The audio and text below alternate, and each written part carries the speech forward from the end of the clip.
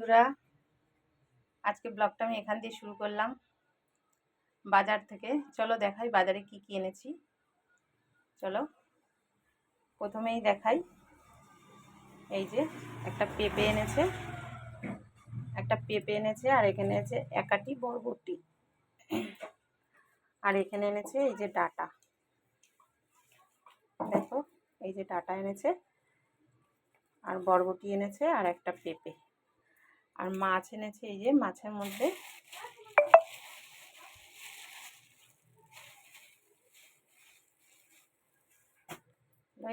মধ্যে এই মাছ নিয়ে এসেছে, রুই মাছ।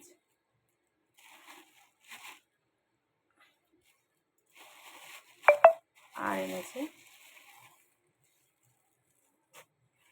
এই যে, এগুলো কি মাছ আমি জানি না। এই যে এই মাছ নিয়ে এসেছে, দেখো। আর এখানে এনেছে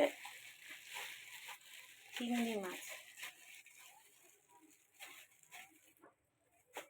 দেখো এখানে এনেছে চিংড়ি মাছ।